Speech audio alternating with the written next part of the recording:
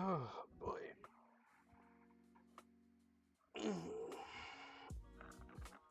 Little stretch.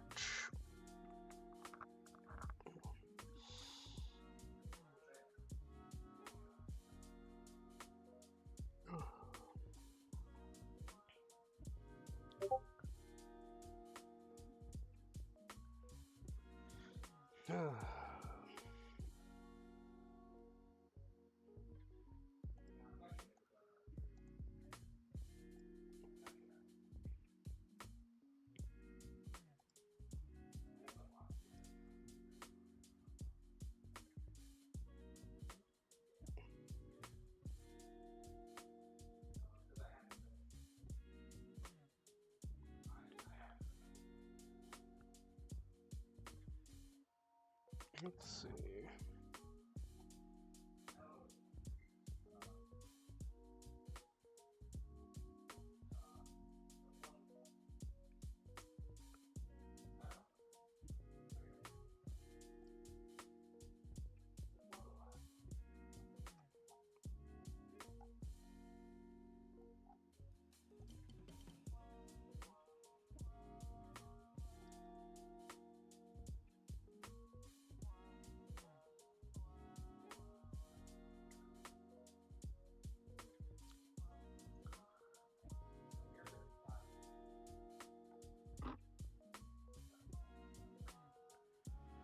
All right.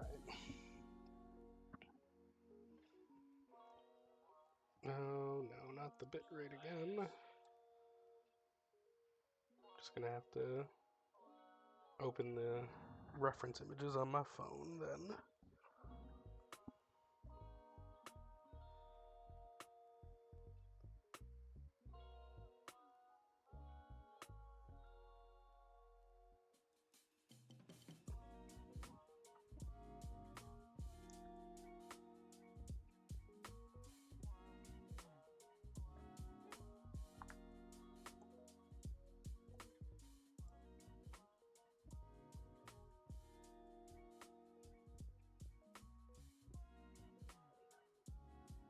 It's something I should have done before I started the stream, but here we are.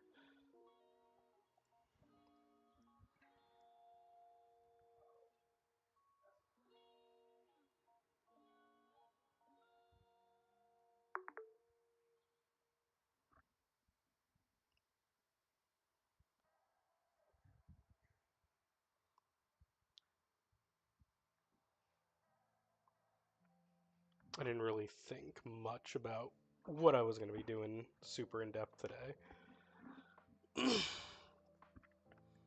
I've got some sketches to color which have been prepped already. But I wanted to start off by doing some studies. Today, the artist in question that we'll be studying is Genndy Tartakovsky. The animator and character designer behind a lot of the stuff that most of us grew up watching, like Dexter's Lab, Samurai Jack. I do genuinely like his style, just because it's very, like, it does a lot with simple, flat shapes, which is really cool.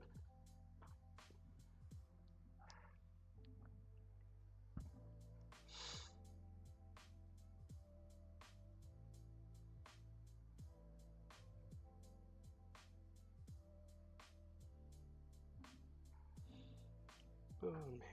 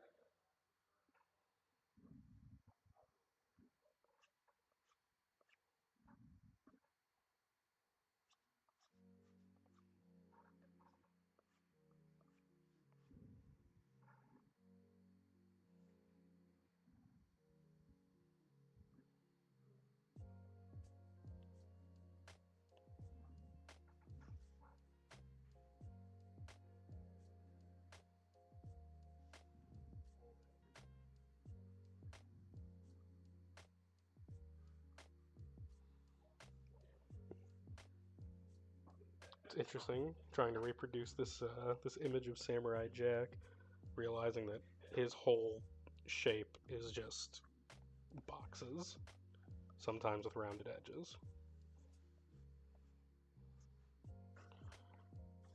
He's actually kind of a right triangle.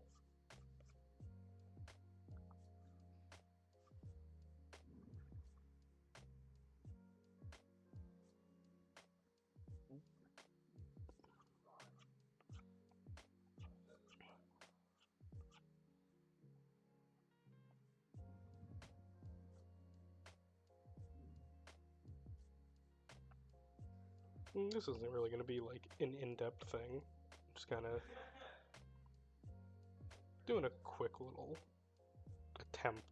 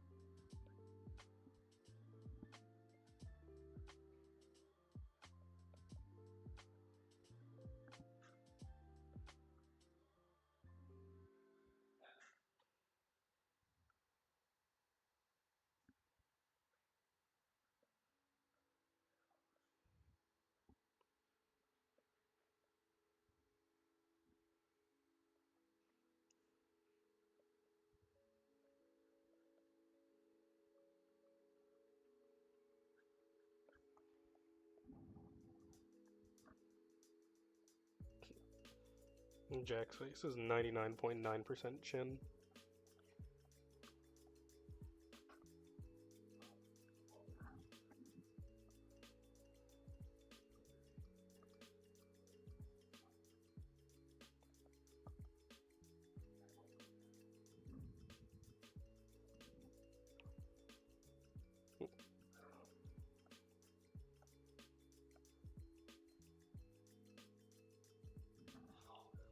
There we go.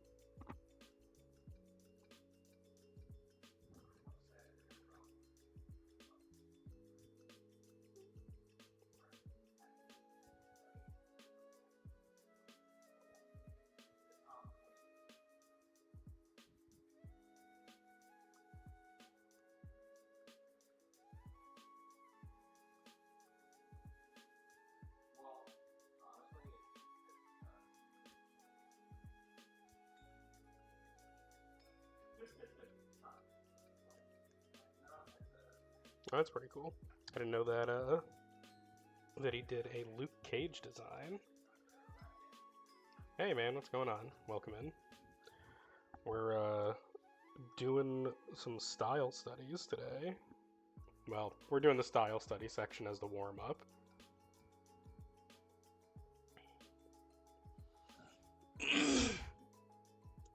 Today's target is Genndy Tartakovsky, or I don't actually know how to pronounce his last name. I'm very bad at it.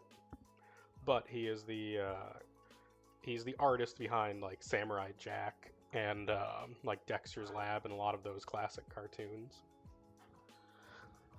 I just found that he did a Luke Cage design, or rather, he did some Luke Cage drawings. So I'm gonna do one of those for part of the study. I just did a very quick study of Samurai Jack, just to see like how Tartakovsky uses these shapes.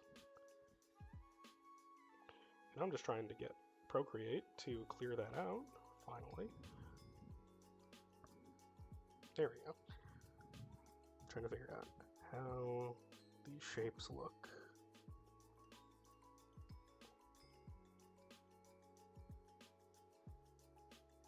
That is quite the silhouette.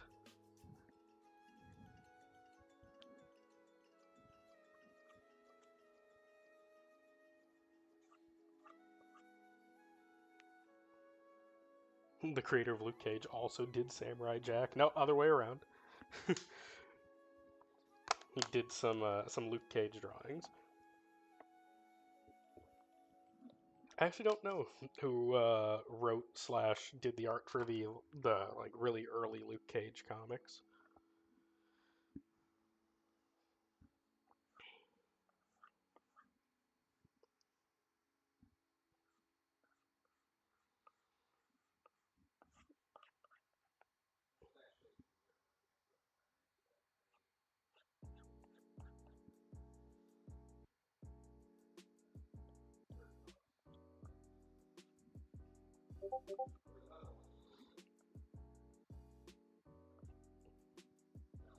It's interesting because Tartakovsky's style is very shapy, but also very gestural.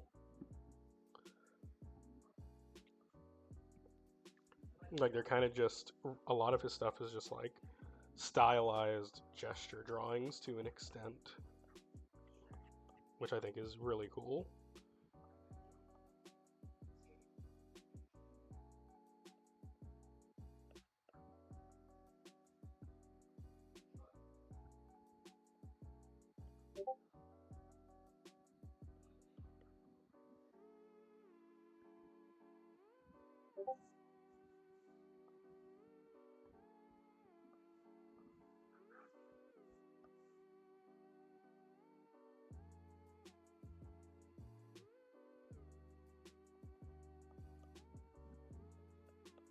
I'm just doing this very roughly.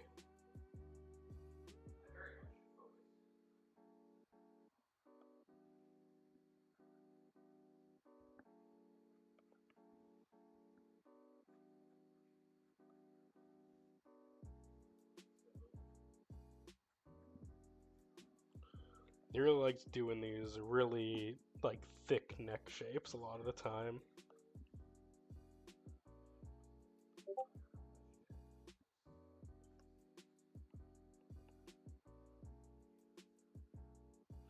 I think he just spawned in. Yeah. Let's see. I'm trying to figure out. It's like this kind of pentagon shape almost.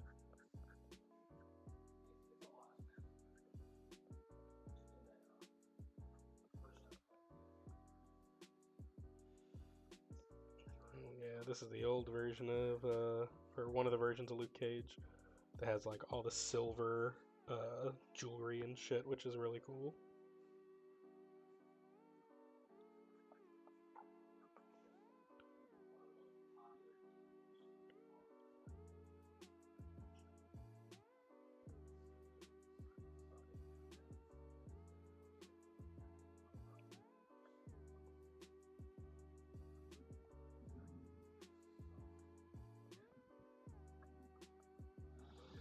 He also does this really like thick and chunky line art, which is kind of sick.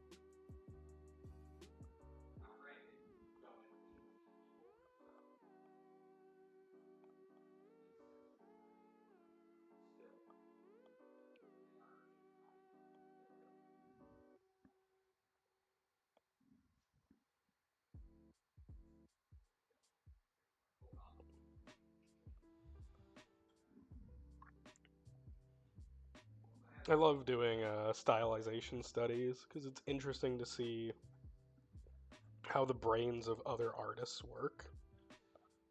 You know, seeing the places where they exaggerate and where they choose to simplify.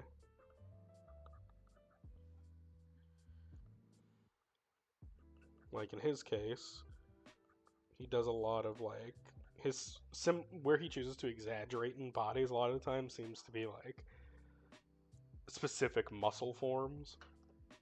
Um, and he tries to keep a lot of his shapes very like sharp and geometric.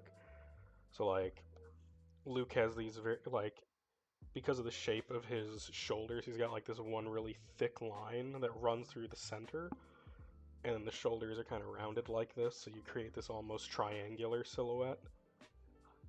And then, you know, hands are just massive fucking squares. Which feeds into the rest of this shape language. Where, like, you know, you have all this definition in, like, the pecs and abs, which is all very square. The head shape and the neck shape also follow suit.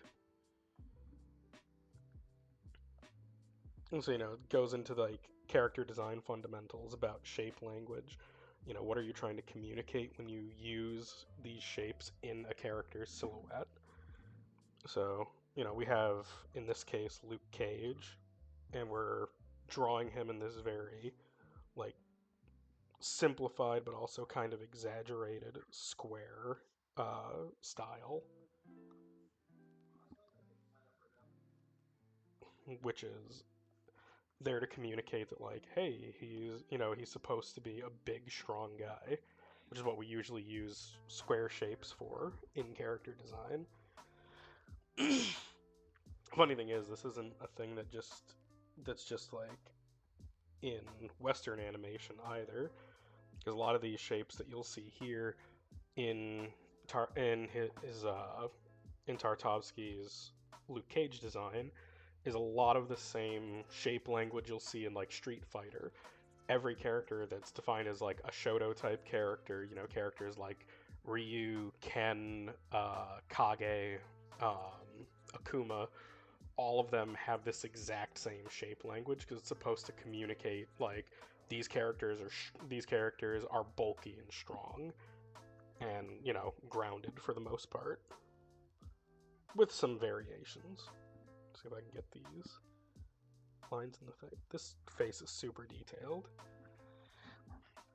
Also, you know, Tartakovsky also did the animated series Primal, Symbiotic Titan. He also did the animated Star Wars: The Clone Wars, the not the CGI one, the other one. Apparently, he also worked on Hotel Transylvania, which I didn't know because I've actually never seen that film.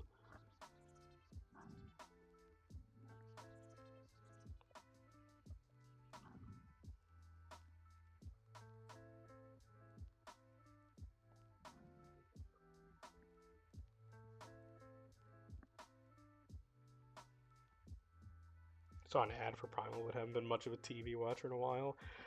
I've heard a lot about it recently because I've been watching a lot of Drawfee, and one of the guys who works on Drawfee, Nathan Yaffe, has stated on in a couple different videos that he's a big fan of it because of like how it's animated.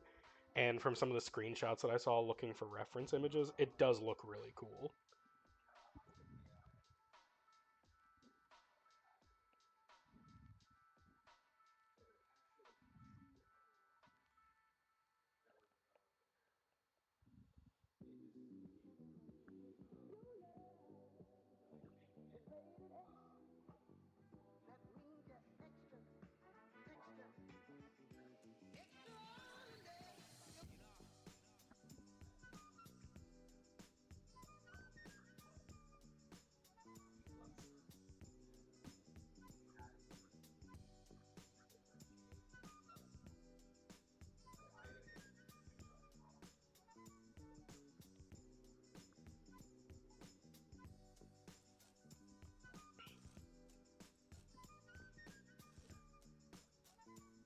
Like I said, these are just like quick little warm-up drawings. I'm kind of just looking at a reference image and doing my best to reproduce it.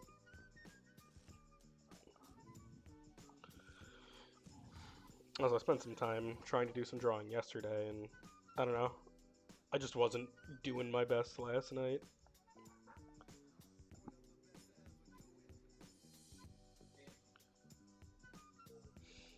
And I have like, yeah, it's always shitty. I think I might be approaching an art block at some point, which I'm not really looking forward to because it always sucks when it happens. But when that happens, I'll just like take a couple days off from drawing shit and just like go watch something or maybe read some manga. Maybe I'll finally get around to going and reading Dan Dan.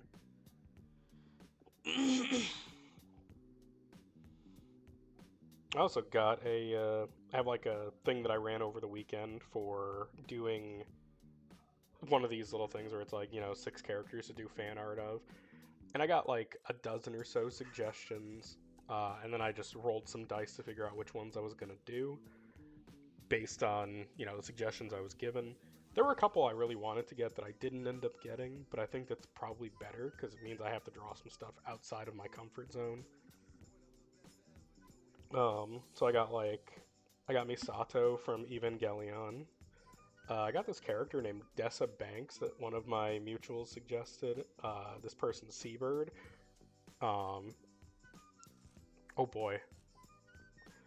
Um, but yeah, so Seabird's one of my mutuals. They actually commissioned me to do a D&D character sheet for them a little while back. And they suggested a character from this game called like Tactical Breach Wizards, named Dessa Banks. When I went to go look up the character, like looking at their design, I'm like, this looks like a character that should be voiced by Jane Lynch, because she's kind of just like blonde, kind of buff-ish lady in a suit and tie.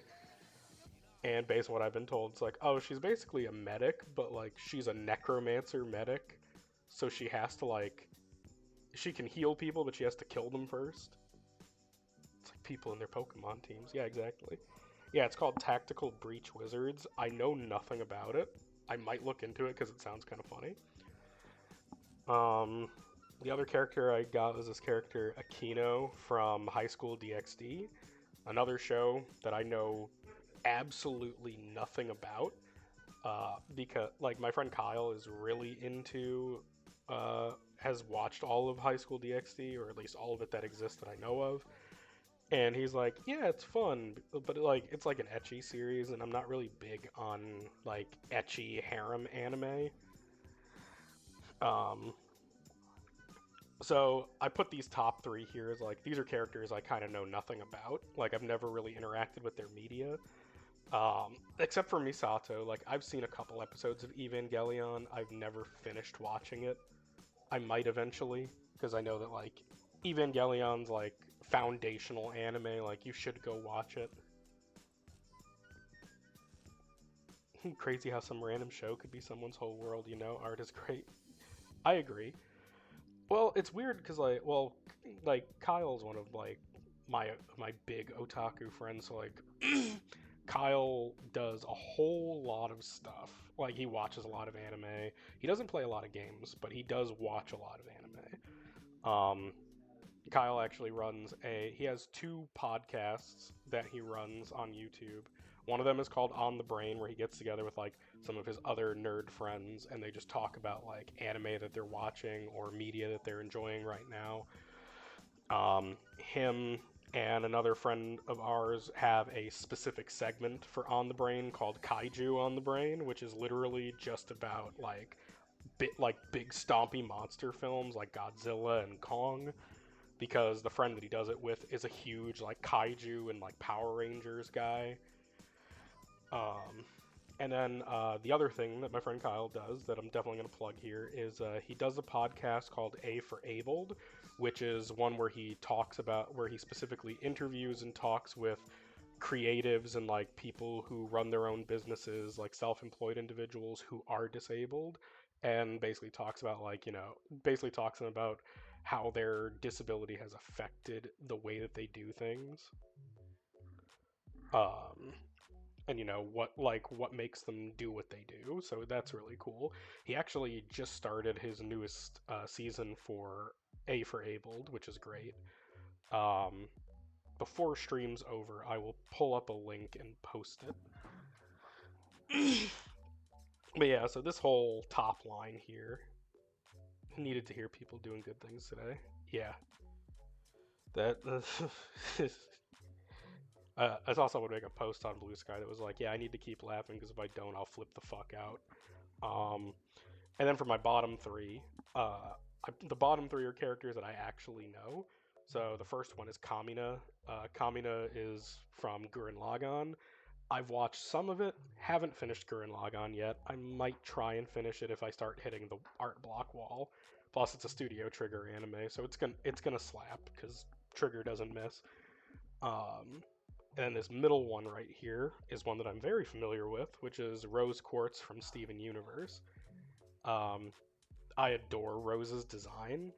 Rose is a terrible character. She's a terrible person when you really get into her backstory stuff, but her design is beautiful. She's just big, tall, like squishy mom. Like she's a great character. She's a fantastic character design for a very awful person. Um, and then the one that's in the bottom is actually one that I suggested for myself and happened to roll, which was Jinx from League, because I realized that I haven't actually. Last time I drew a piece of Jinx fan art, I was still working traditionally, and that was after season 1 of Arcane. So it's been a while since I've drawn Jinx.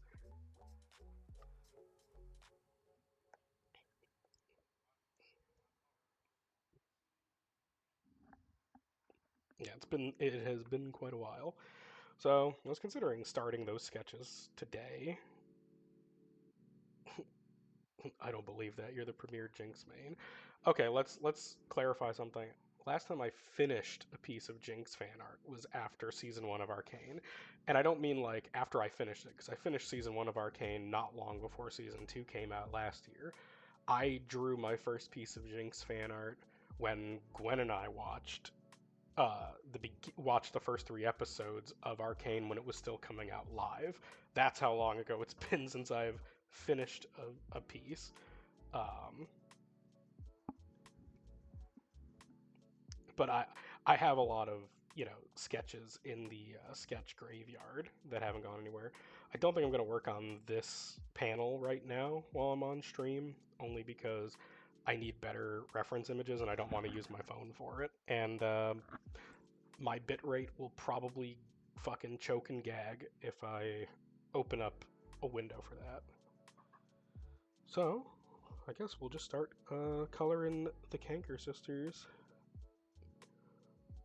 We'll start with Marie, because I know that I have a reference image in here to color sample from.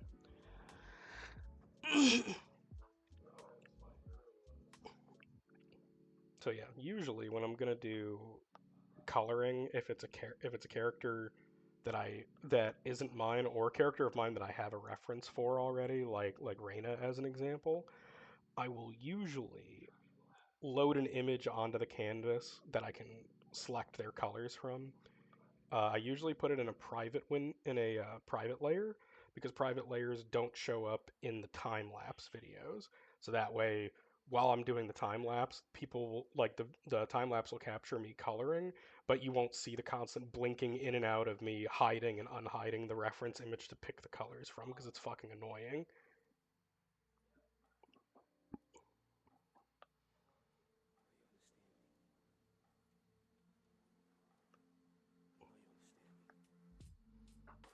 So we're going to start with her hair. All the Kankers are color coded.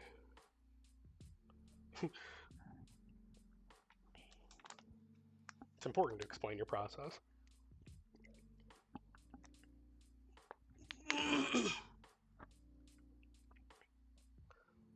Zoom in.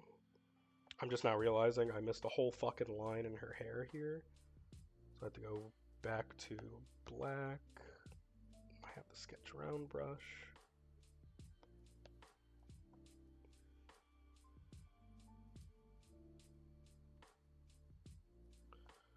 And there, we're just going to give her a little wave.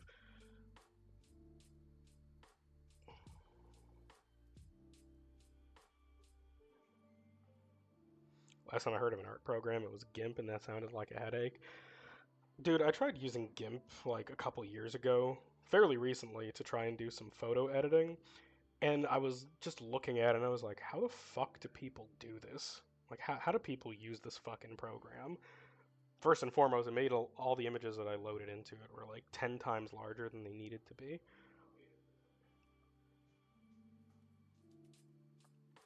Also, I'll just do a quick explanation of what I'm about to do.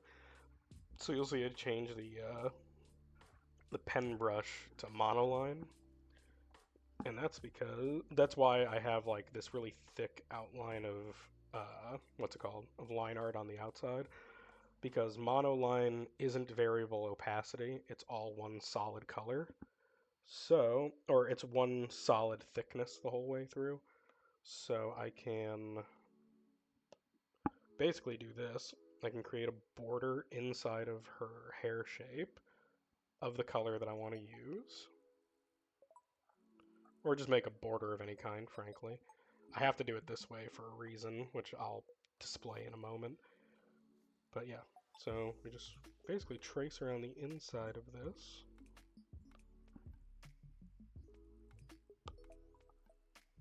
That shouldn't be happening. Oh, it's because I'm an idiot. I'm doing the wrong thing. We can get rid of the sketch because we don't need it anymore. Now, we don't need this anymore either because I don't need to measure her any further. You'll see that I'm deleting those layers in this case because the canvas that I'm using for this is the largest canvas that my model of iPad can handle because of my screen resolution. So because of my iPad screen resolution, this is the largest size canvas I can have, which I use specifically for doing model sheets and character sheets. Because of that, because this is the maximum canvas size, I can only have, I think, 6 layers at this size. So every time I make a new layer, if there's something that I know I'm not going to need again, I just remove it, because if I don't, I won't be able to add more layers. But yeah, so I need that effort, and I need the effort that video game tutorials do to teach you things you already knew to be applied to some new program tutorials. Yeah, I agree. I was watching someone do Blender stuff once, and it looked like they were doing forbidden geometry. Yeah, I don't see myself fucking with Blender any day soon. On the one hand, because I'm not. I don't think my current computer's like graphics card could run Blender without getting reduced into a pile of molten slag. So don't expect me to be doing any 3D modeling anytime soon. Okay, so now what I've done, which is very important, is I've made a clipping mask right above my like gray base layer because it stops the color from leaving the boundary of the gray. Unless I do something really stupid when I go to apply the colors, which I'm not going to do here. So now I don't have to worry about coloring outside of my lines. And now I'm creating this like internal border with the monoline brush.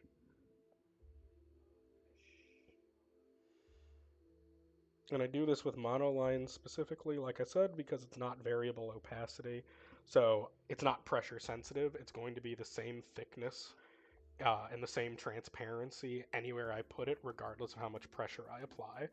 Unlike the sketch brush that I use, which is a square, soft sketch brush from the Jing Sketch Basics pack. I use that one for my sketches and my line art because it is variable opacity, so it allows some of the color to bleed into the line art. That being said, you'll see I just made this little boundary of blue. So now, are those packs like fonts and Word? Yeah, basically. I'll actually show you just a sec. So I just made this little blue boundary, so now I can grab my color from over here and just drag. Oh, I switched it by accident. And I can just drag and drop it, and it'll fill the entire space. There's going to be some like errant areas where the border didn't quite go where I needed it to, where I'll just have to go in and manually fill it in. But generally, that's what you do. But you have to create this little border first, because if you don't, like if I just take this same blue color and drop it somewhere where I haven't made a border with it, it'll fill the entire space with blue. And that'll change the color context for anything else that I try to put in. So like if I swap to a different color, not black, let's say red, just for all intents and purposes, and I make like a space where I want to put in some red, if I fill in this little border because there's already a color in there now, it'll still fill it, but there are times where it'll actually create like an overlay over the color, and it'll look completely fucking terrible. So yeah, so now we've got her hair color down. I'll give you the font rundown, or the pack rundown real quick. So like, this is one of the packs that I have. It's called Jing Sketch Basics. I literally got this specific pack just for the sketch brush because it was the closest thing to a mechanical pencil I could find. Oh, we've got an ad break. Never mind then. I'll continue my explanation in a moment.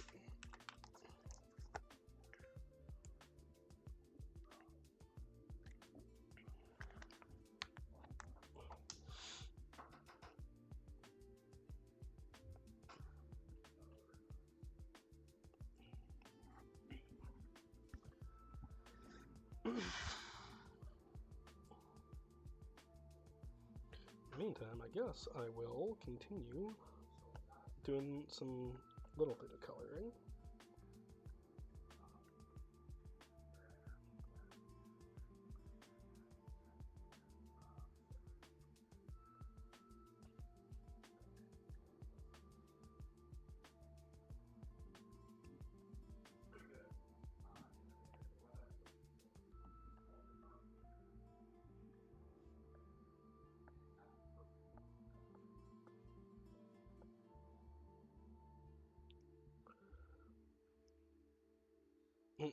Yes, but have you accidentally filled a whole page in Microsoft Paint with the paint bucket?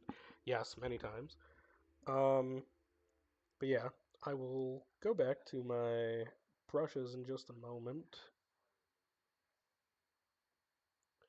Right now I'm just filling in her pants color, because Marie's like capris that she wears in Ed and Eddy are canonically this weird like military green color.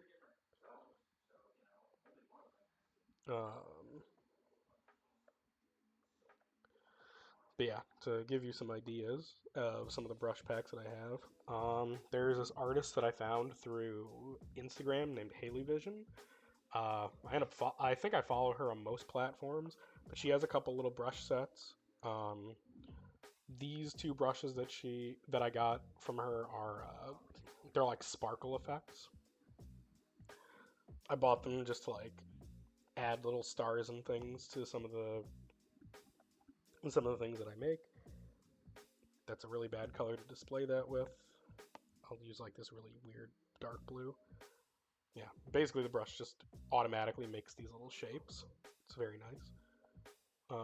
It's nice when you just want to add like something extra to a piece, but you don't want it to you don't want to spend time like hand drawing it.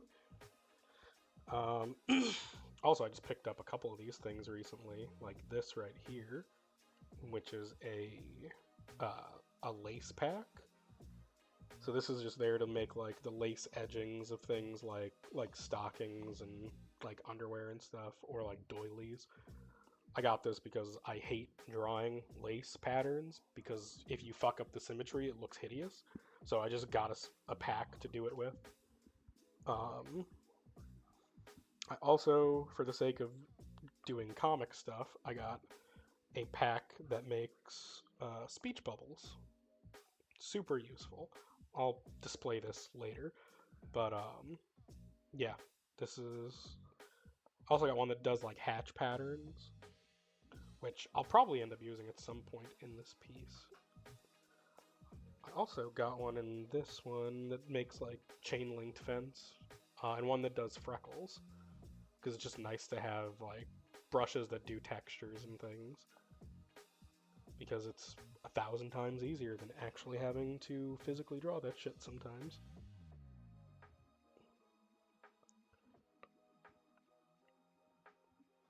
especially when you want. It's more when you want to do it and you want it to be consistent. Now we're gonna sample her skin tone, which is kind of sickly in my opinion.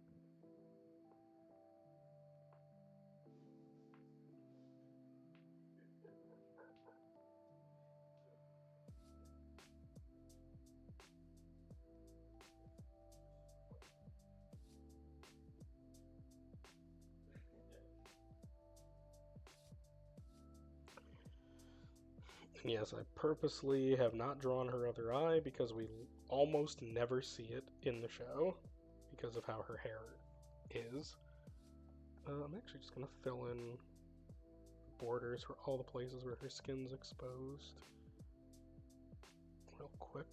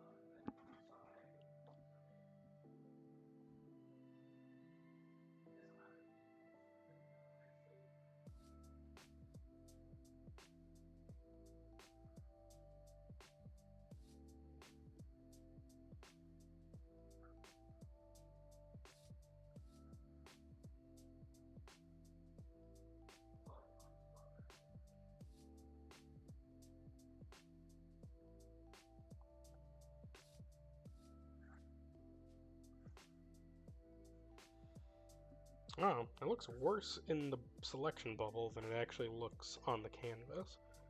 Her skin's actually like this weird pinkish color.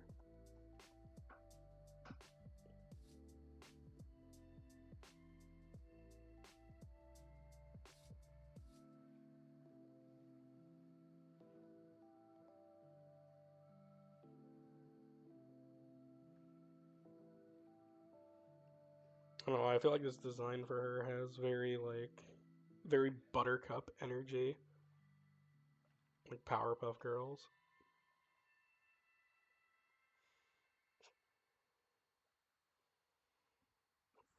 Are the Kanker sisters just an unholy fusion of both the Powerpuff Girls and the Rowdy Rough Boys?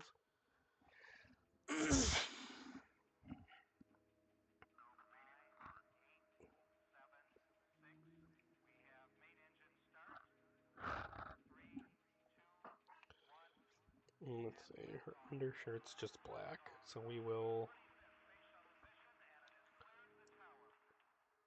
So, take a little black, we're gonna lighten it so that way it's not pure black. Because otherwise it just won't look good and it'll disguise the line art.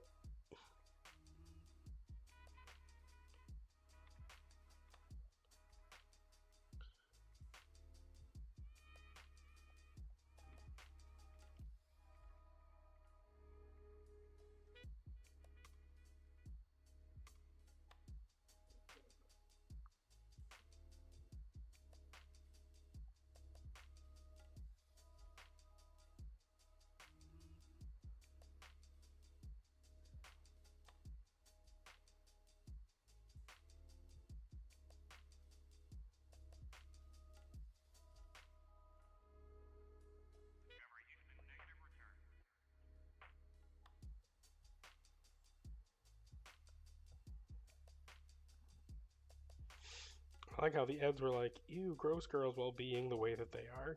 Honestly, dude. The only one of them that has the right to be like, ew, these girls are gross is Double D because he very clearly has OCD. But like, Ed, Ed's disgusting. Ed has no right to say ew to anybody. Like he's fucking gross. Um, Eddy's also kind of a slob. Also, I mean, Eddy sleeps on a fucking waterbed,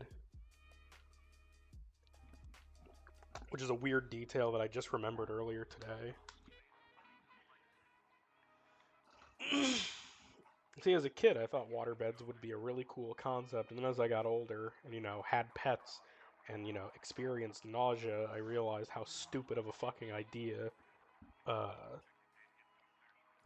an idea waterbeds actually are. So I'm gonna make her gloves the same color.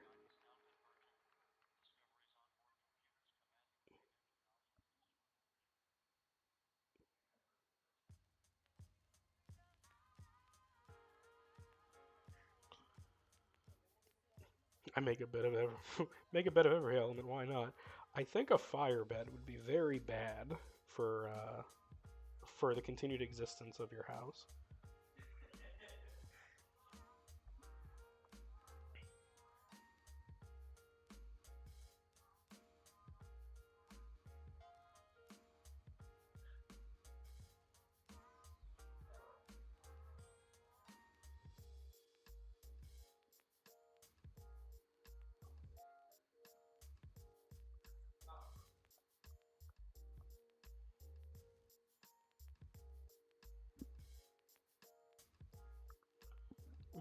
We'll give her. We're gonna give her some black shoes. It's nice. What were they? The DCs, the skater shoes.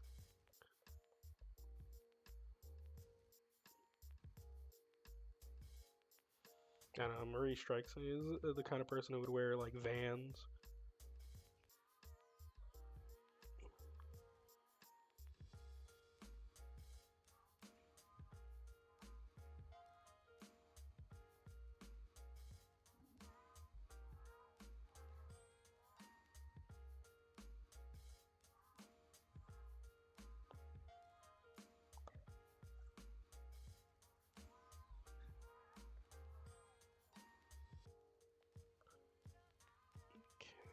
Ah, yes.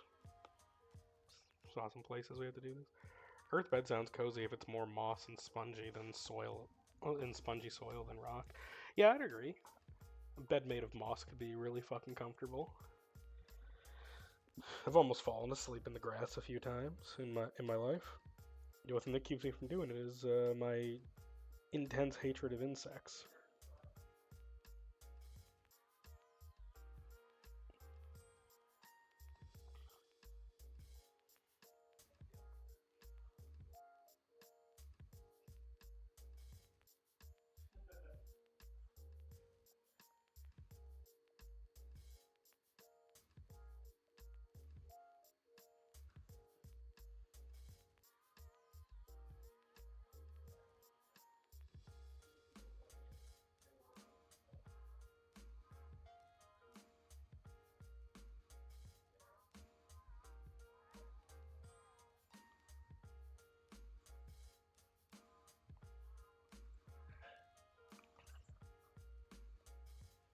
There we go.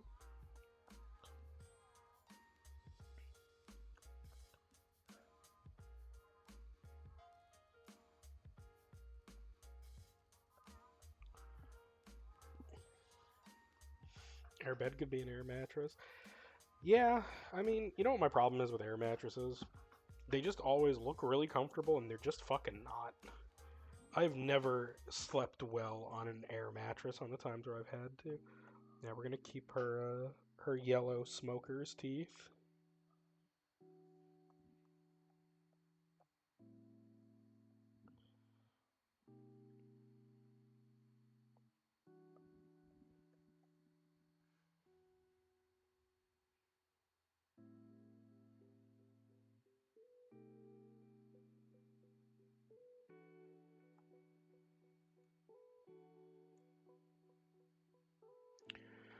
boy, this person's flagged as a ban evader.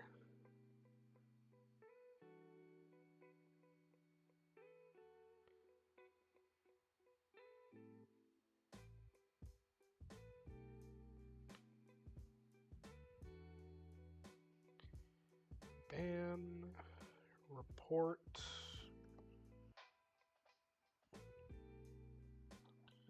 spam, scam,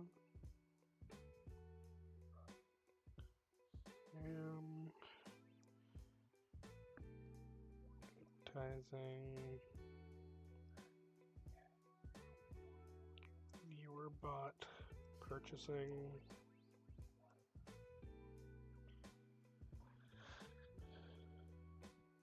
And yes, block this person.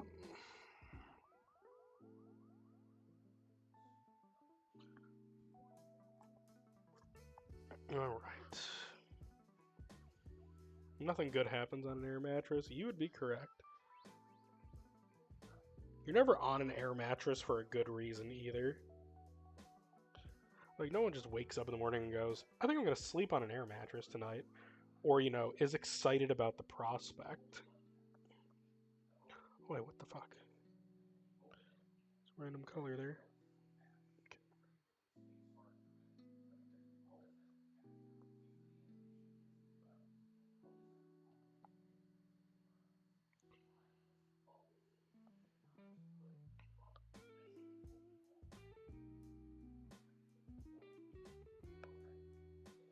Huh, that's strange.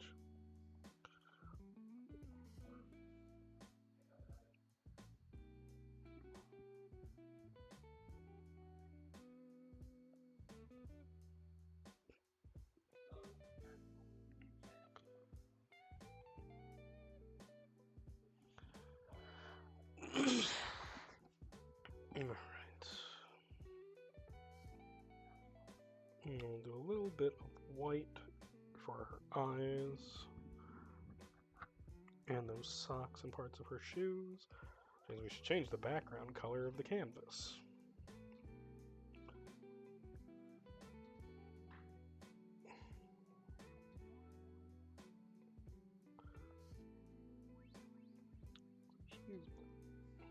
There we go. I'm going to change her background color to be kind of yellowish. We're going to make each of the Kankers background color for their canvases the color of the next sister in line. So Marie's blue, so the next sister after her is May, so May's canvas, or her canvas is yellow because May's color is yellow. May's canvas will be reddish because Lee's color is red, and then Lee's canvas will be blue. So that way all their canvases are self-referential, like the Ojamas.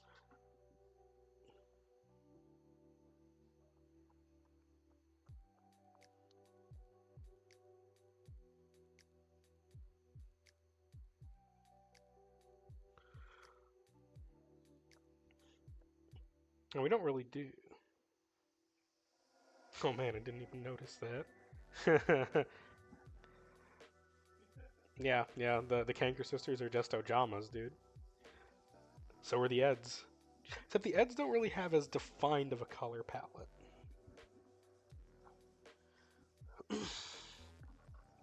Alright, now we're going to do some eye color. So I've already decided that I want to give May kind of like hazel, like greenish eyes because I feel like that's fitting for her. Also, out of the redesigns, I think May is probably my favorite because she's just short and chubby and just looks so excited to be wherever she is.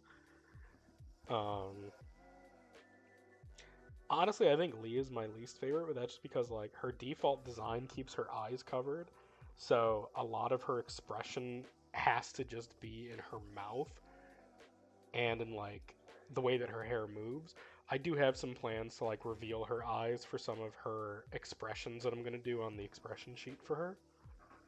So we're gonna give Marie kind of like grayish blue eyes, something like this. very cobalt-ish.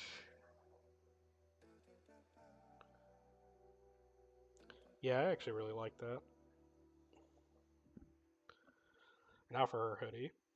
So when I add more to the sheet, I'm gonna do like an item breakdown of like things that the characters have. And one of the things I'm gonna have for Marie is that this hoodie is a hoodie that she stole from Double D. That is because he's taller than her. The sleeves were too long and they were like getting on her nerves because she's clearly not somebody who wears sleeves. So my thought process is she stole this from him. He saw her fiddling with the sleeves and was like, "Let me do something for you." And then takes it from her and alters it so that way it's like this kind of cropped hoodie vest thing.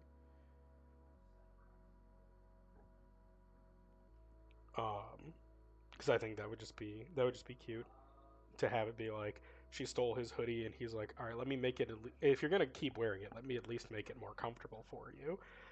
Uh, there's also a neat little story secret that I'm going to include with this particular stolen hoodie, which is that right here inside of the left, like breast area of this hoodie, there's a little like patch that Double D sewed into it that says Double D's favorite. So it's like she's wearing a label that he made for her, since he labels everything obsessively.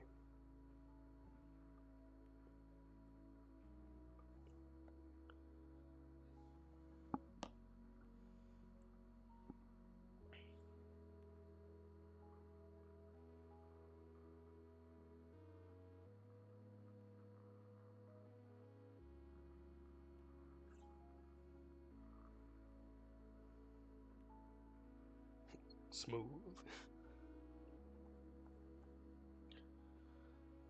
This hoodie is also going to be the one thing that kind of breaks her overall color scheme because it's going to be red. Because in the original show, Double D's like main T-shirt that he wears is red. So my assumption is that red is going to be Double D's character color, which makes things really interesting as well because it means that each of the Eds has an article of clothing whose color matches a Kanker that they're not dating. Because Marie has the green shorts, Ed wears a green jacket, uh, Lee has red hair, Double D wears a red shirt. Actually, even more so than that, uh, May's shorts are red in the show as well. Um, and then Eddy's shirt is yellow, and so is May's hair. But that's something that we can use to make some connections with some of the weird plot points that we came up with before. There's a good red color in this shot that I can just sample. What's this? I mean, it would make the most sense to just like find a picture of Double D, but I don't feel like going to look for one right now. I also have Double D and Ed's sheet, like main base pose sheets sketched. I haven't redone Eddy's. Also, as a note, we have an ad coming up in 5 minutes.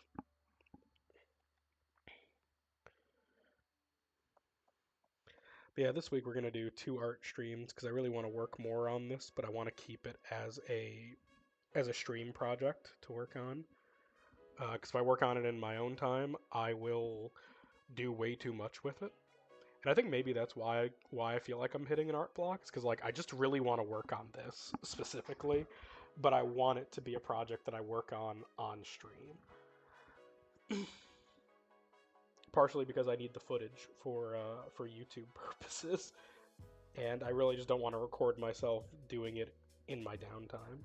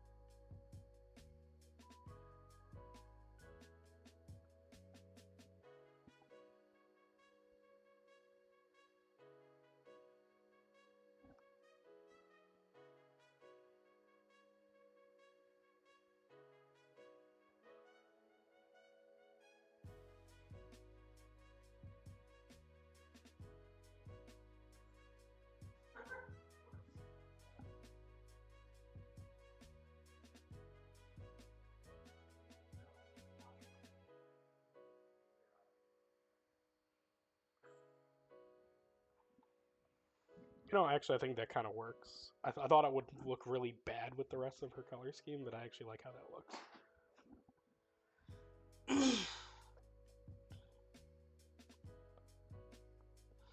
mean, unfortunately, the red with the green it kind of makes her look like she's. It makes her look like she's going to a trailer park Christmas party, but.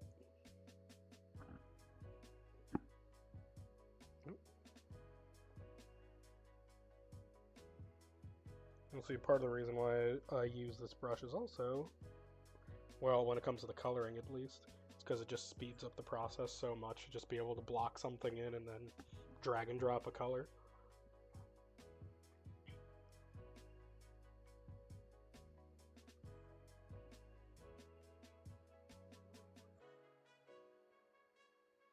Could just do that too. Okay.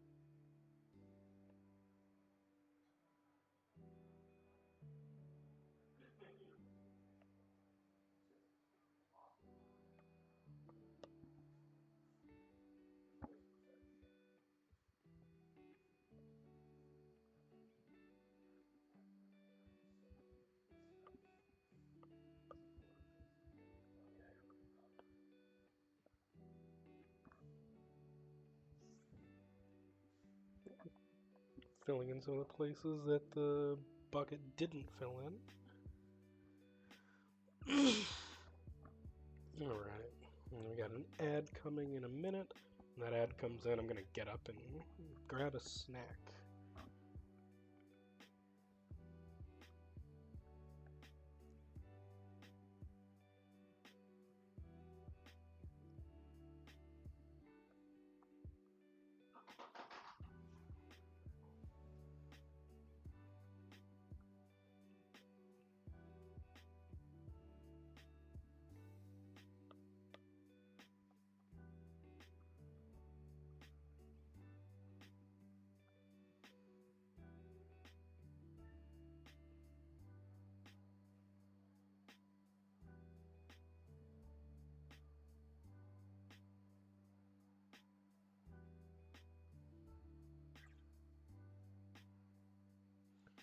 And look at that, I just filled that in and filled in the shoes and the socks. Fantastic. We're going to add a little extra to the socks. Marie Kanker does not strike me as a girl who just wears regular ass socks.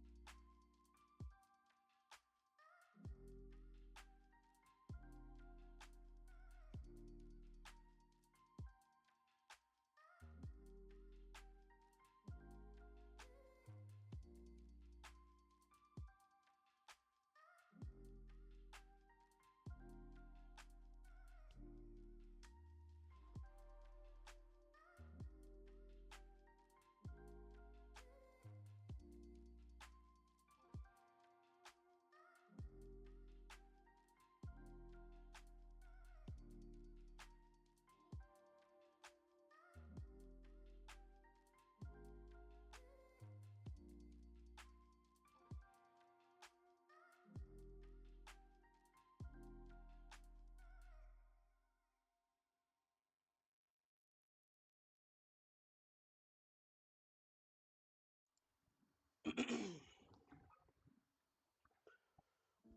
are back. I grabbed a granola bar and decided to just sit here and eat it instead of, chewing into my microphone like a fucking weirdo.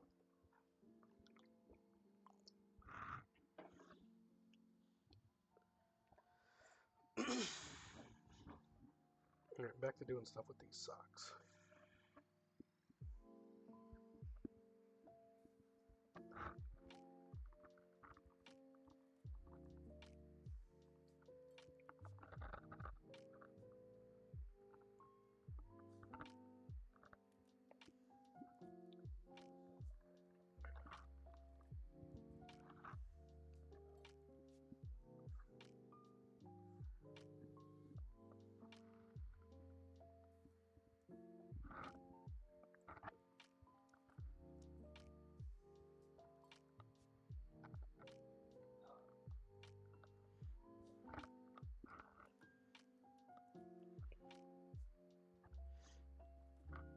There we go.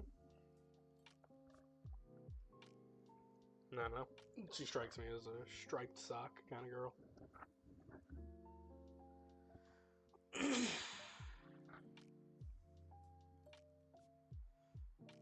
Alright, I will do her shades.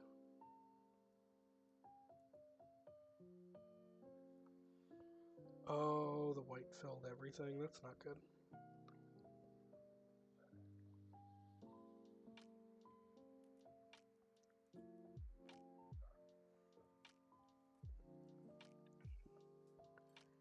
Can't have that.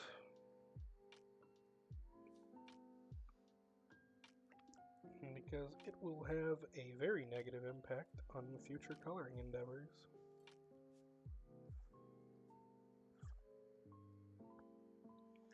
Okay, how's it leaking out?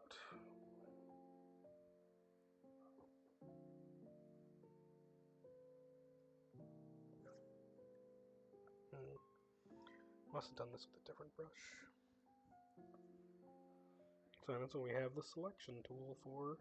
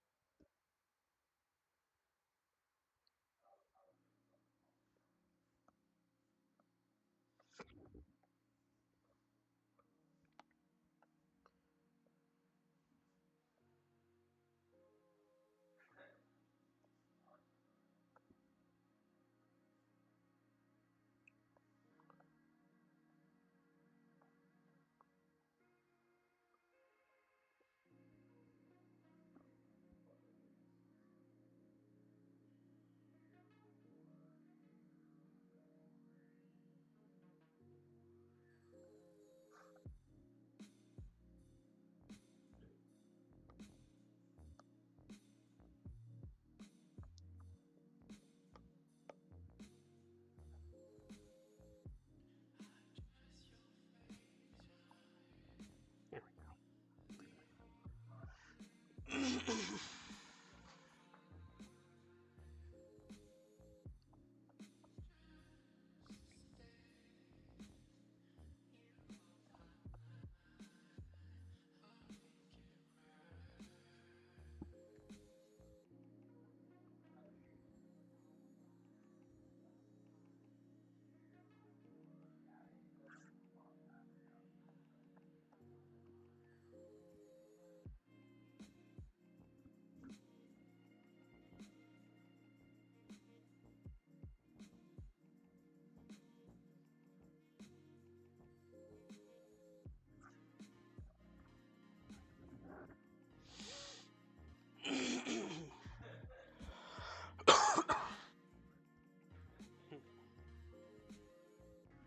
That's a terrible feeling.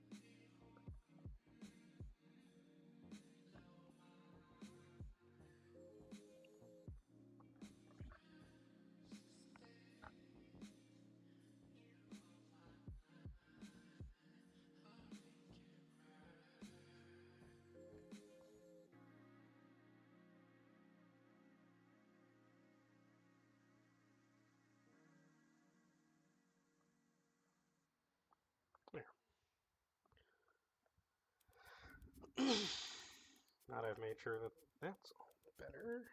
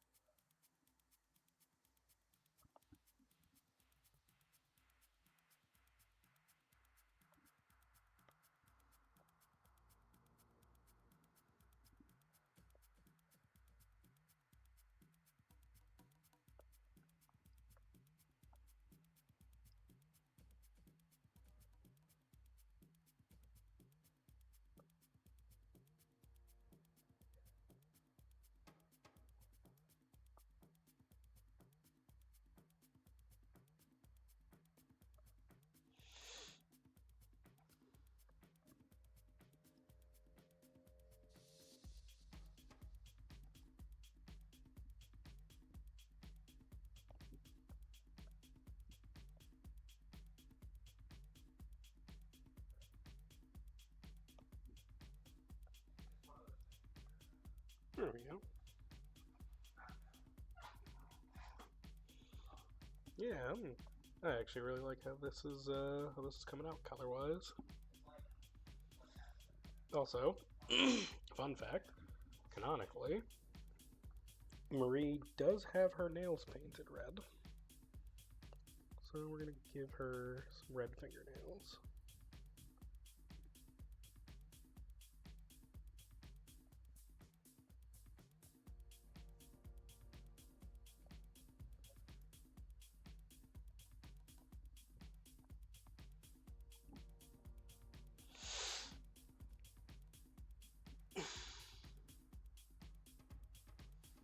Alright, now we work on some shades.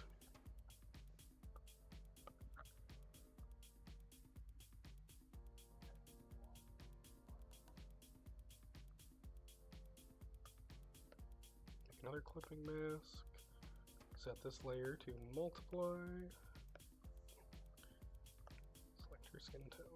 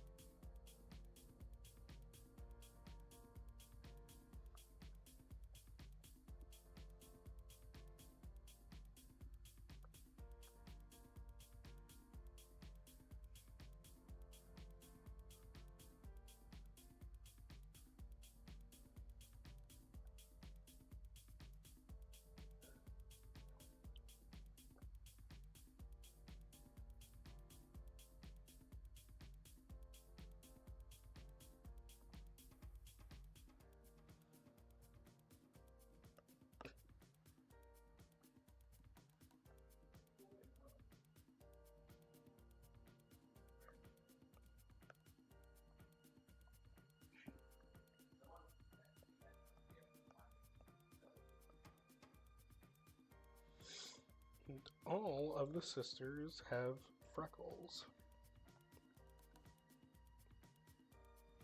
So I'm gonna get to try out this damn freckle brush.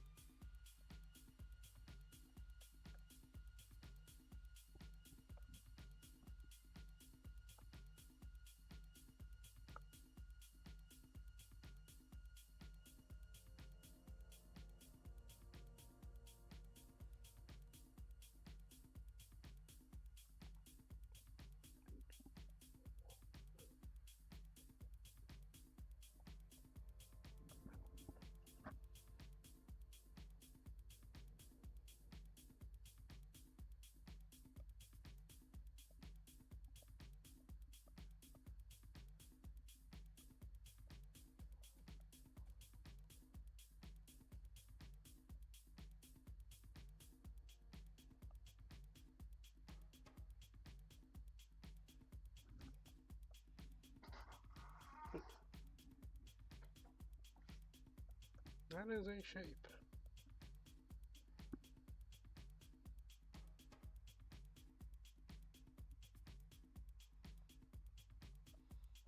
I think I actually want the shape to more closely follow the downward hair.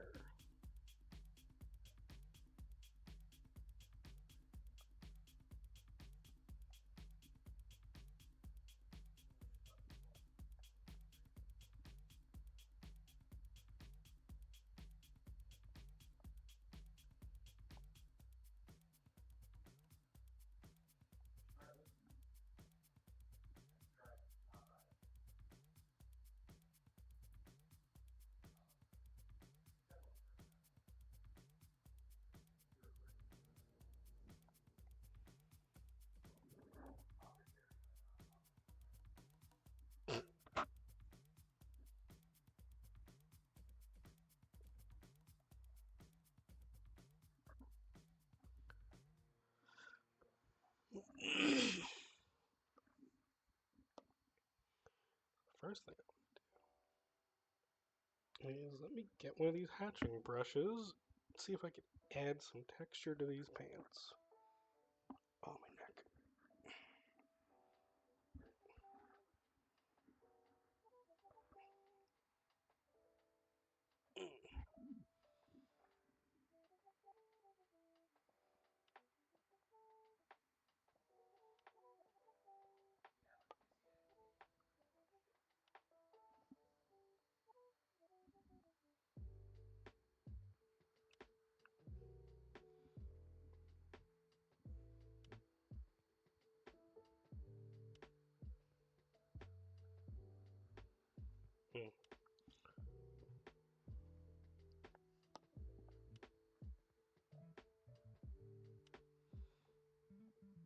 Maybe if that was just a little bit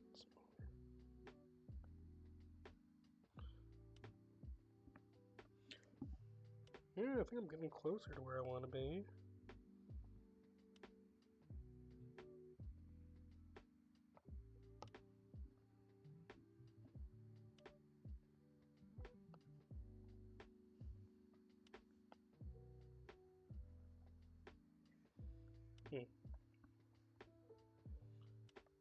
That's one of those brushes that just ain't working.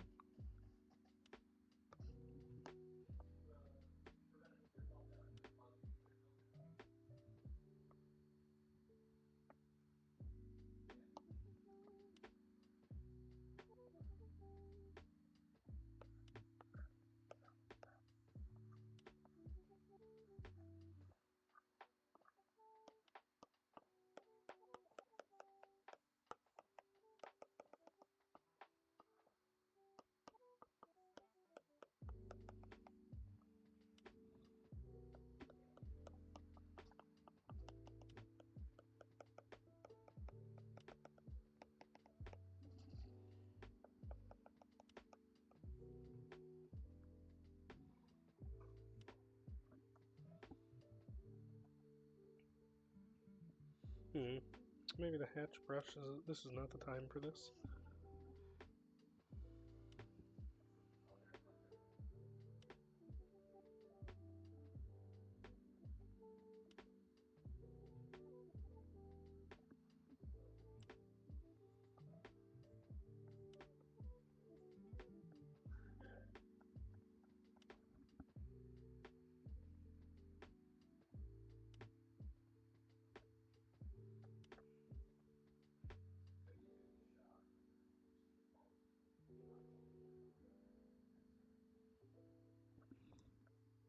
We're just gonna keep this as like, you know, rough kind of cartoony cell shading.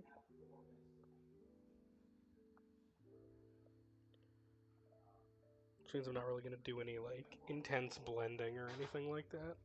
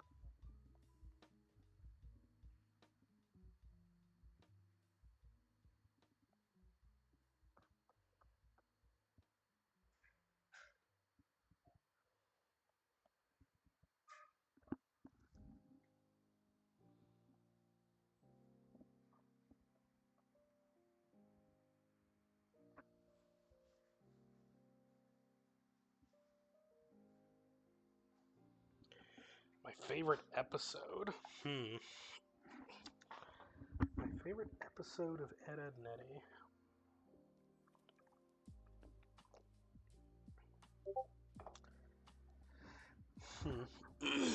That's hard. I think there's a couple really good answers. I think I don't know episode titles, unfortunately. Um, Definitely the episode where like they kind of become aware that they're in a cartoon. Like it's the episode where Ed takes Jimmy's outline and the kid like turns into a fucking puddle. That one's really funny. Um, Let me think. Uh, the Christmas special. I can't. I think there's only one Christmas special, but that one's very good. Obviously, the episode where Ed has the rock in his shoe is a really good one because it's like, what the fuck is going on here? Ed is actually a force of nature that shouldn't be trifled with. I don't know. There's something about that that's really fun.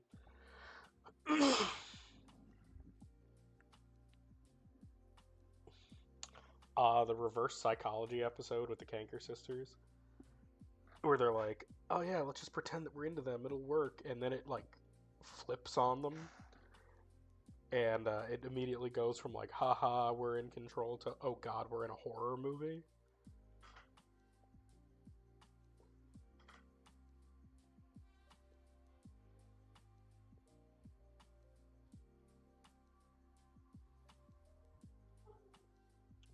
The one with the quarter that's stuck to the ground is also a very good one. The one where at the end Johnny just comes through and is like, "Ah, there's that gum."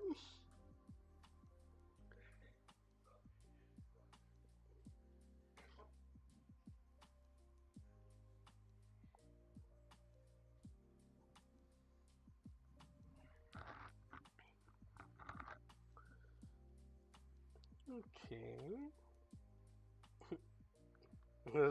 That's why Jonathan is an up. Yes, sir. Oh, now I can try this. Try this freckle brush and see how it looks.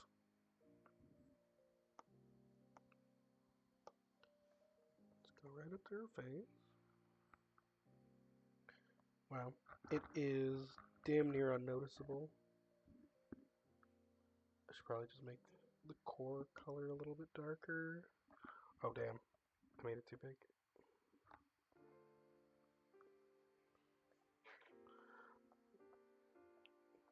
Oh, it's nice. Give her some freckles on the arm. As much as people like to believe, or a lot of artists like to do the whole thing where like, hey, this character has freckles, and they only put it like across their face and shit. It's like, no, if you have freckles, they're literally all over your fucking body, dude.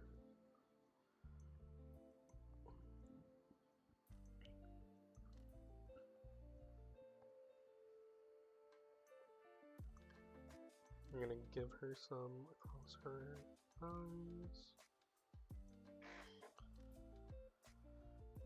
And we're gonna do just a few right here. I don't know, it adds some nice like texture to her skin, which is good.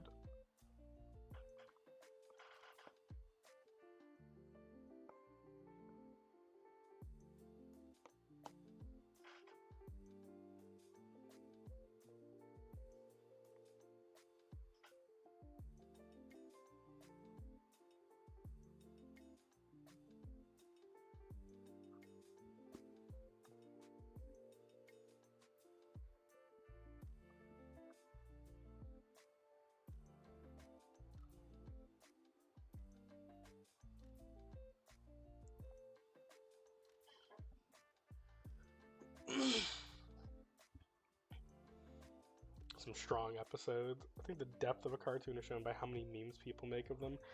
I feel like that's fair. I think you can tell a lot about how good a piece of animated media is by how long it lasts in the collective consciousness, right? Like how often do things from a show get referenced? Like, that's why I think even if the show's writing goes terribly downhill or inevitably the show ends, people are always going to remember SpongeBob because SpongeBob is just like one of the most memeable cartoons, and that memeability keeps it fresh in people's mind. Like, I haven't seen an episode of SpongeBob in a very, very long time, but how can you forget the whole "Hey Patrick, how the dolphin noise are you?" Like, oh no, we haven't had son of a bitch.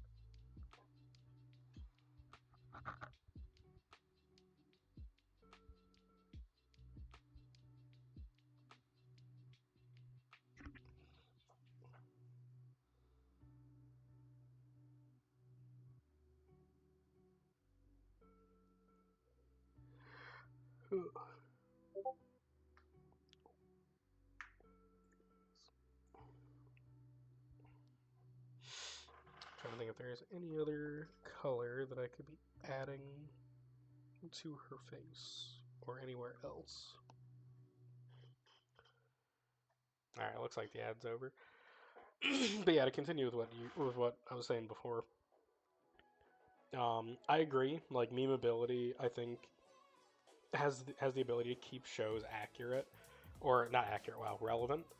And I think it's like, how long is a bit? Can you still remember things despite having not seen the show in a really long time? Like, I haven't seen SpongeBob in a very long time. There's a lot of like quotable moments from SpongeBob that I end up using almost on a regular basis. Like, the inner workings of my mind are an enigma. Like, there's a lot of like little moments like that that's like, oh yeah, we can remember that. Or, uh, Kevin tying SpongeBob to the rock with a little whistle that says "loser." Like, there's weird things like that. Or like Fairly Odd Parents has so many of them. Oh yeah, I was supposed to look after this one old lady to get that badge, and then things got real quiet. Like the number of times that Cosmo has just committed manslaughter and been completely transparent about it, and no one batted an eye.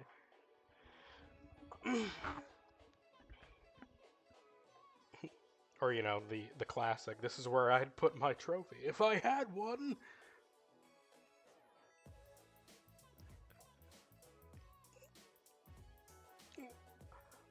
I can't think of anything like that for like the Rugrats. I watched a lot of that show as a kid. Could not tell you a damn thing from that show that I can remember. Well, except for like obviously the whole thing when Angelica broke her leg and Dee Dee comes in the kitchen and is like, "Stu, why are you making pudding? It's 3 a.m." Because I've lost control of my life. Like that's a really like memorable moment, but it's like kind of the only one in my opinion. Next to like I don't know, there's maybe a couple. I think a lot of the memorable moments come from the Rugrats films, not so much the show itself.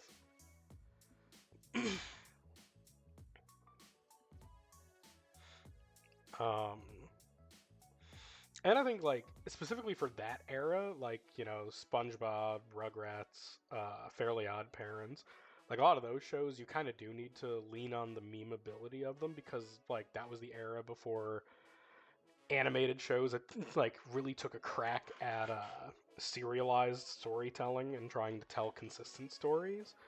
And like Ed, and Eddy just has so many like things that you can reference or like weird visual like sight gags that you can look at and go, wow, that was what the fuck was that? And I think it just sticks with you.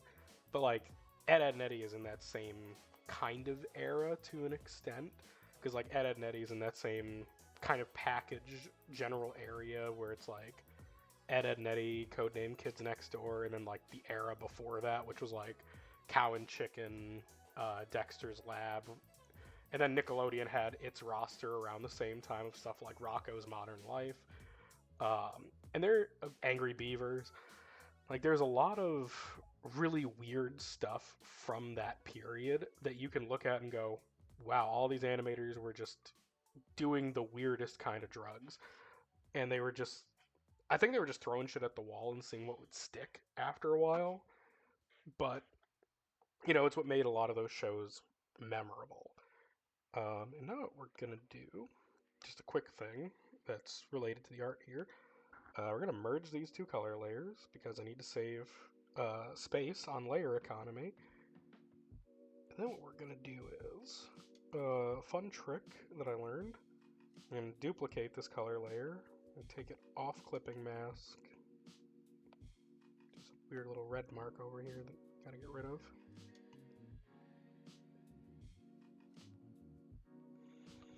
Then we take this color, we bring it above our line art. We drop the opacity down to around 30%.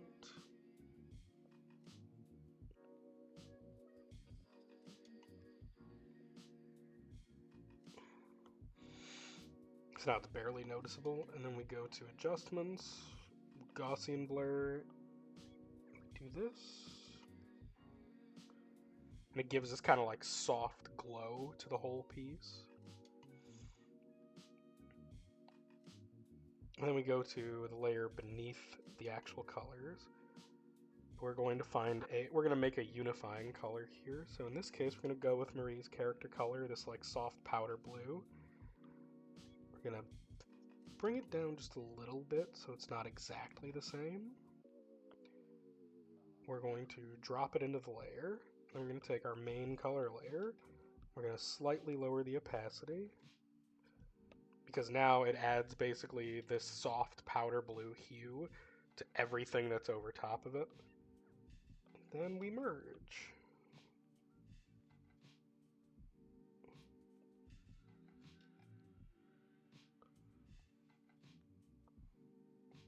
I'm going to put all that down onto the one layer.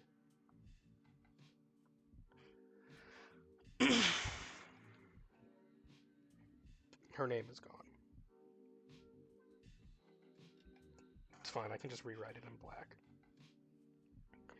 Somehow her name merged with one of the other color layers, and now it's probably blended in with all this. So we'll just change the thing to black.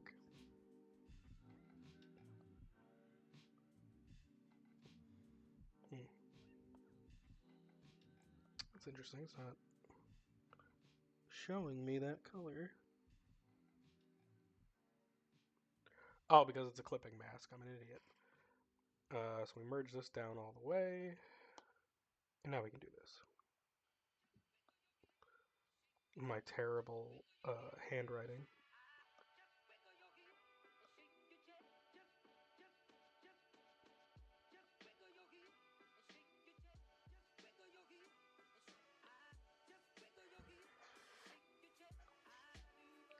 And now we can get rid of the reference image because we don't need it anymore. Because now if we go to do the expressions and stuff on this same canvas, which I may or may not do, I might take the, I might actually do the expressions on a separate canvas in a different file, and then copy them and bring them over into this file, because that's the thing that I can do. Because then I don't have to worry about layer economy nearly as much. I think seeing Ren and Stimpy was a symptom of scarlet fever. It certainly feels like it. Also, you know, the guy who made Ren and Stimpy is a fucking terrible person.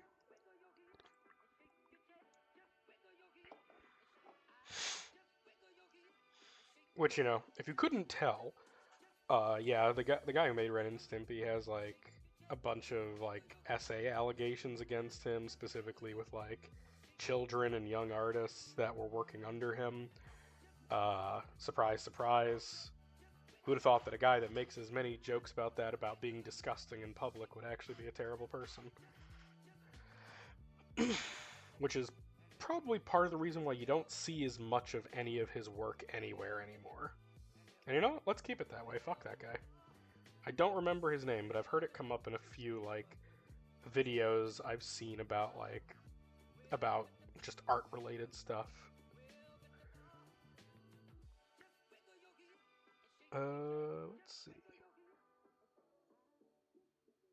Let's at least get started on one of the others. Let's do May next.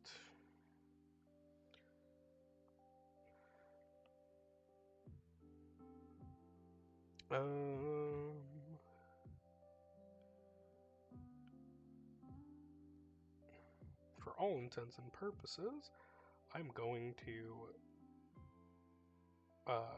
stop the capture for a second while I open my thing to get my reference image for colors. And I'm primarily doing that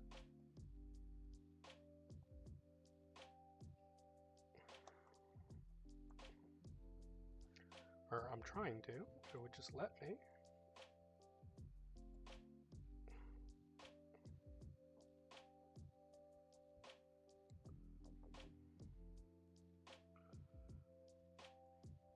Oh no, did I break something? Nope. There we go. Close out the capture utility. I'm only doing that while I add the reference image, because I don't know what other reference images are near it in my picture folder, and I know that I have a lot of like not safe for work reference images, and I don't want to accidentally show one of those on stream and violate TOS.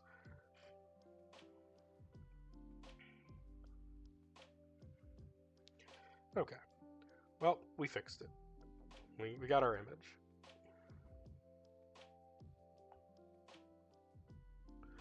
I just have to wait for the capture utility to reopen.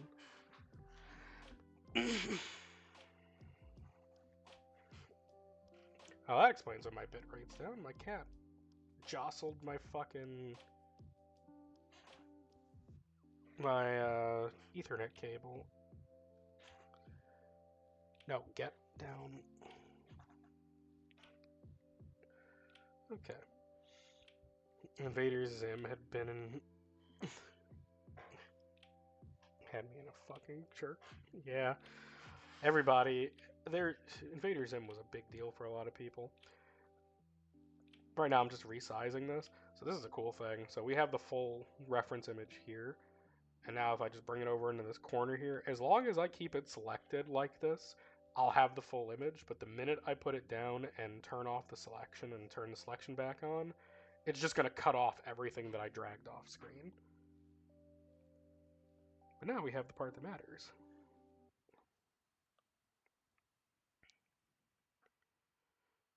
Okay, now we delete the part we don't need, which is the sketch layer.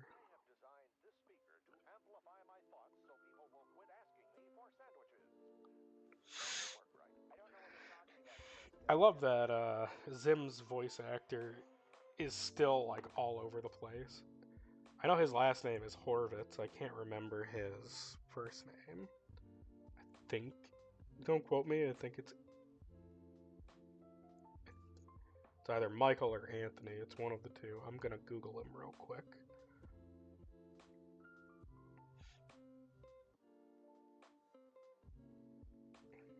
I want to make sure I credit him correctly if I'm going to say something like that.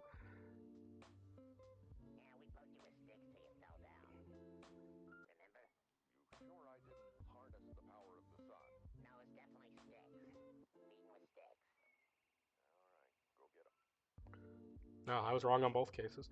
Richard Stephen Horvitz. But yeah, Richard Horvitz has been in so much shit. Like, just off the top of my head, places that I know I've heard his voice before. Obviously, Zim and Invader Zim. He was Daggett in Angry Beavers. And he was Billy in Billy and Mandy. And he's Moxie in Hell of a Boss.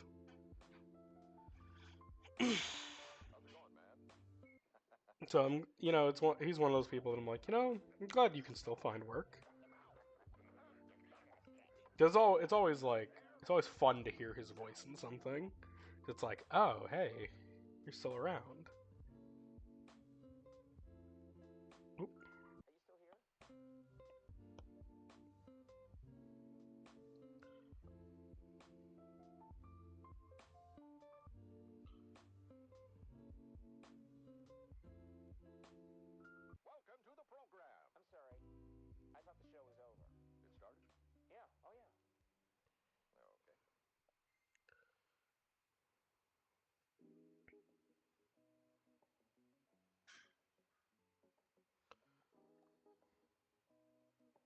I have yet to decide on what color her hoodie's gonna be.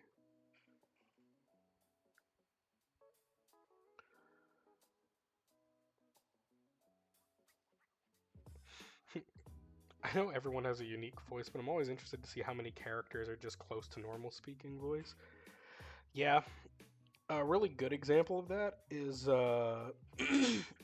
Billy West, because Billy West is the voice of Fry in Futurama. That's the thing that I most know him for, at least. And literally all that Billy West does for Fry's voice is he's basically just using an not I wouldn't say a lower register of his speaking voice, because it's not lower, it's actually a little bit higher, but according to him, it's just like his voice from when he was a teenager. Because that his whole thing was like he wanted to make sure that if he was going to voice Fry, that his voice was unique enough that the network couldn't easily get rid of him and replace him with somebody else. So he's like, oh, what better way to do that than to just use my own use a different version of my own actual voice as the character's voice. And now, you can't. Whenever you read that "shut up and take my money" meme, it's all you hear Fry. You know.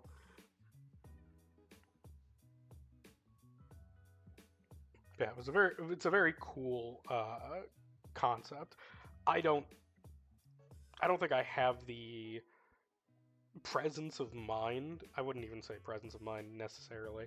I don't think I just have like the ability to comprehend what my voice sounded like 10 years ago and then mimic it.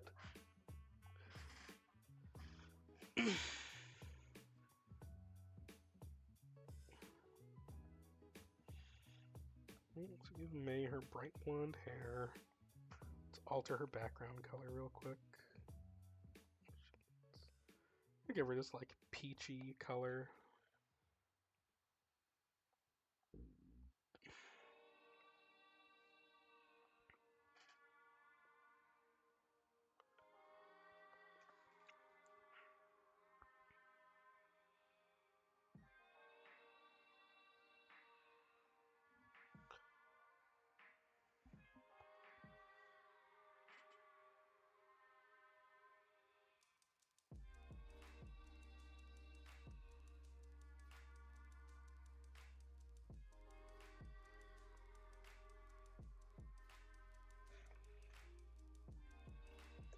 what just happened.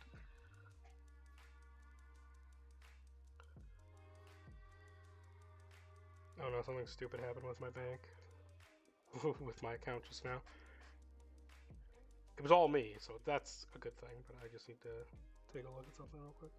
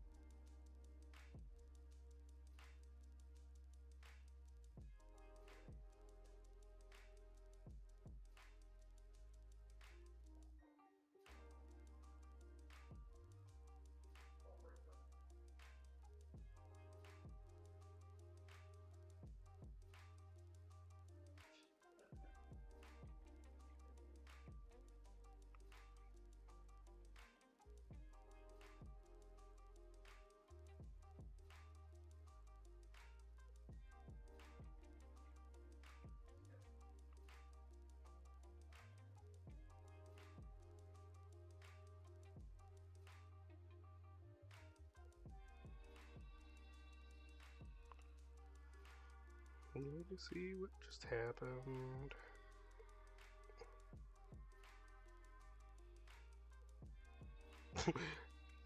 You know, I'd agree with that.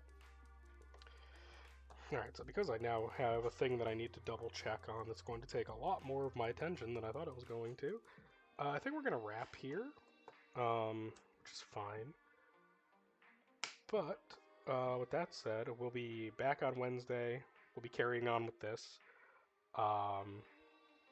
Between now and then, I might at least finish coloring May. No, I won't.